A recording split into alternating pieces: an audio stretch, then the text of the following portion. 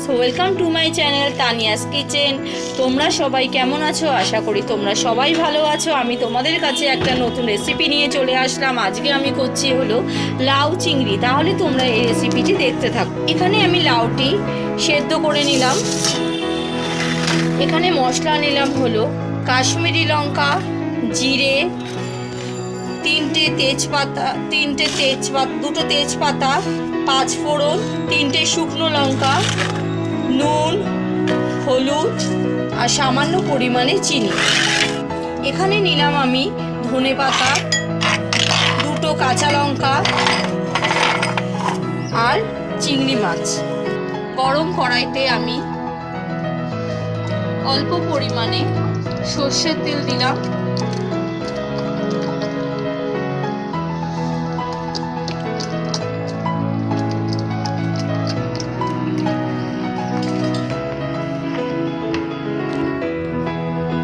এখানে আমি চিংড়ি মাছের মধ্যে অল্প পরিমাণে নুন দিলাম, হলুদ দিলাম। হলুদ আর নুনটা ভালো করে আমি চিংড়ি মাছের সাথে মেখে নিলাম। আমার কড়াইতে তেল গরম হয়ে গেছে। এবার আমি চিংড়ি মাছটা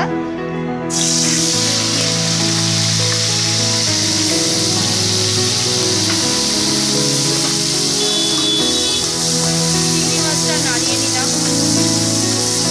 চিংড়ি মাছটা ভাজা ভাজা হয়ে গেলে আমি বাটিতে তুলে দেব। আমার চিংড়ি মাছটা ভাজা হয়ে গেছে। এবার আমি বাটিতে তুলে নিচ্ছি।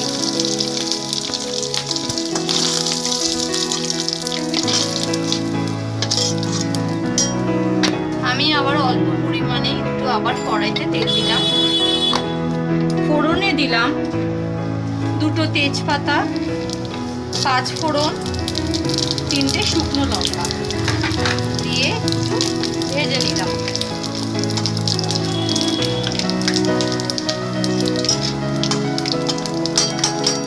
আমার সেদ্ধ করা যে লাউটা ছিল করে রেখেছিলাম, সেটা আমি গরম তেলে দিয়ে দিলাম।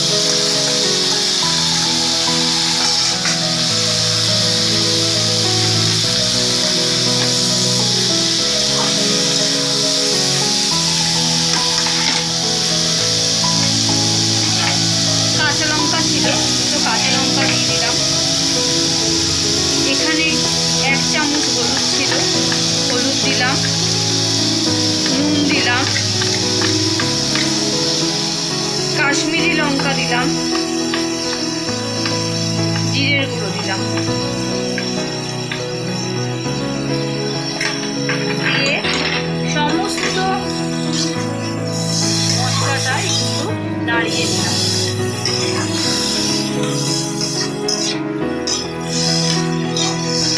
লাউটা ভালো করে নাড়িয়ে দিলাম সমস্ত মশলার সাথে।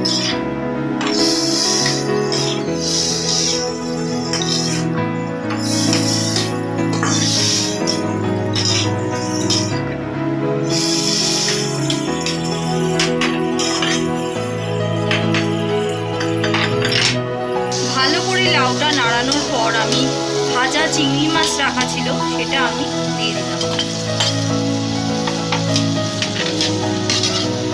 দিয়ে আবার একটু ভালো করে নাড়িয়ে নিলাম।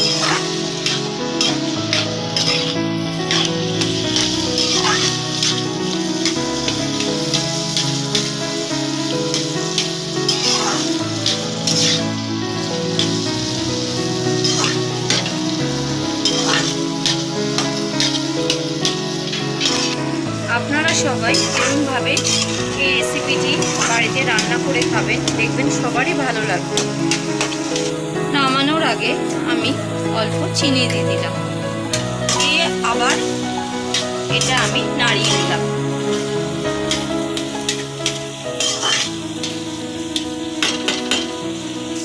নামানোর আগে আমি ধনেপাতা ছড়িয়ে দিলাম।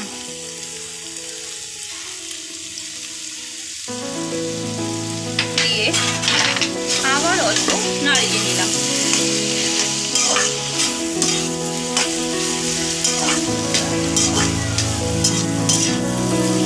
লাউ করতে তেমন একটা কোনো বেশি মশলা না দিলেও চলবে। চিংড়িতে তেমন কোনো মশলা লাগে না।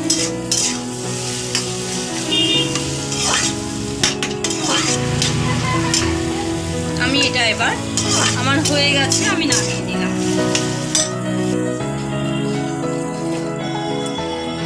বাটিতে নামিয়ে নিচ্ছি।